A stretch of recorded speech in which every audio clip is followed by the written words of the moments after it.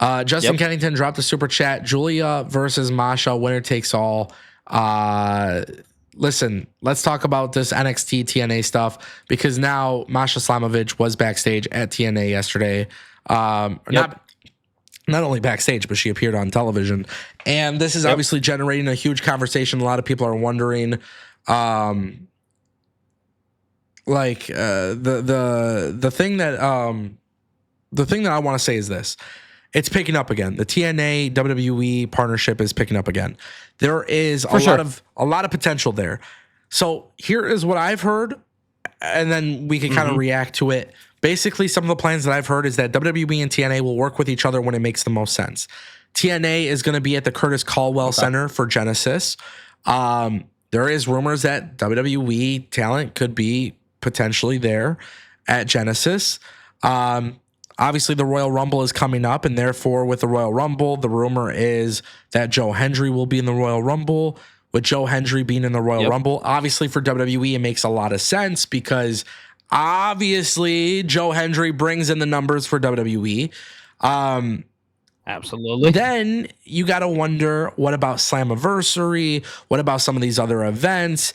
TNA is losing some talent. Jordan Grace could be going into WWE. So for as much as TNA could be helpful to WWE also has to be helpful for TNA.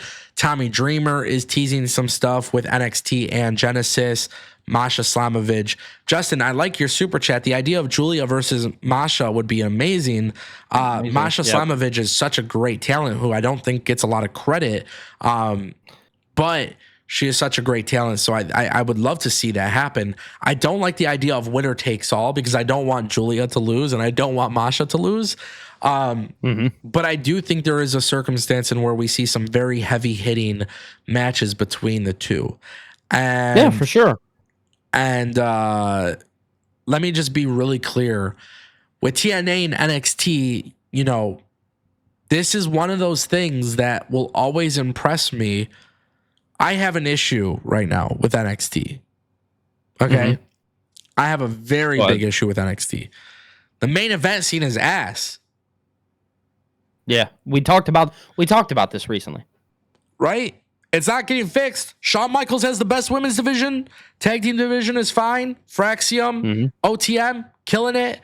Like that men's division. I watch NXT though, and I see Obafemi, and I'm just like, okay, man, like, great. We have a new world champion. What's the follow up? Who are we building up?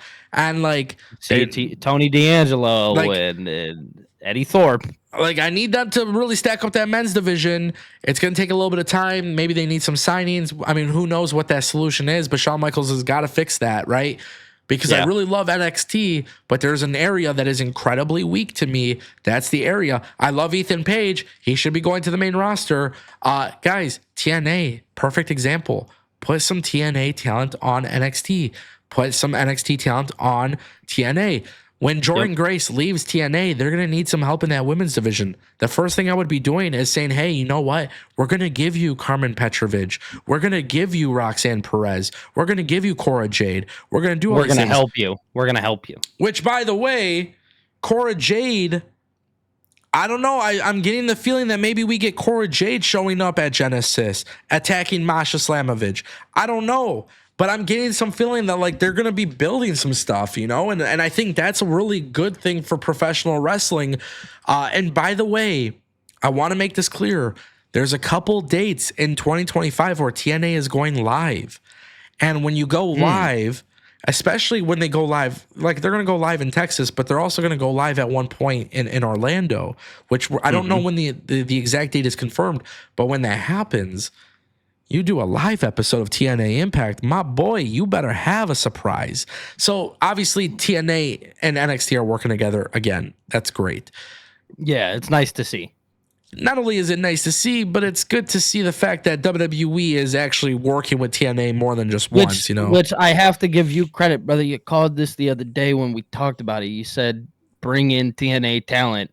Let them help. Well, it looks like they're going to do that. And kind of, it looks like we both may have been right because I said I think they're going to follow up with that Eddie Thorpe storyline with Obafemi, but I think that eventually is going to lead into what you were saying with it potentially being somebody from TNA. I mean, it's going to have to. Yeah, it's going to have to be that right now. If you have somebody like Joe Hendry we've seen him fight for the NXT championship before. You can have him do it again. What is your thoughts on Joe Hendry? Oh, so my belief or my prediction for TNA Genesis is that Joe Hendry actually wins the world championship at Genesis, but then Frankie Kazarian cashes in from the Call Your Shot Gauntlet. So again, Joe Hendry keeps chasing. Right. If that comes true, what do you think of Joe Hendry being the one to go into NXT and then potentially winning the title in NXT? Well, I think here's the thing. You could do that at Stand and Deliver, and I think it goes back to what we talked about the other day, right? It's not a horrible idea. Matter of fact, it's probably the best idea in the cards right now. Yeah, because essentially, I know a lot of people don't and aren't keeping up with TNA, and maybe only some people do. But when you think about it in hindsight, Joe Hendry is, when he wins the belt, what's it gonna feel like? Right? Let's think about that for a second. Everybody legitimately loves Joe Hendry. We understand that Obafemi, like I said in a stream not too long ago, Obafemi's one of those guys that they're going to put a rocket ship to his back and blast him to the moon. That guy will be on the main roster faster than you know it. But they need somebody to run that men's division, somebody who is a good sell for the company. And yes, he may not be a part of WWE right now, but you can best bet eventually he will be. And there is no better than Joe Hendry right now. That's just my thought. But go ahead. What are your thoughts? It's tough. Yeah, it is. That men's division is weak. Not weak on paper. It's just weak in how it's booked. Yeah. I like Eddie Thorpe. Eddie Thorpe's great. I like Obafemi. Yep. Like I said, I don't know. It's like tough. It is. It's very tough. It's very tough when all the other divisions around you are getting booked perfectly. And we look at the tag team division. We've seen that match with Fraxium and OTM and stuff like that. You think back on that, and you're like, man, that was a really good match. And then you think about the women's division and everything that they've done over there. Roxanne Perez and Julia just happened, and like how good that was.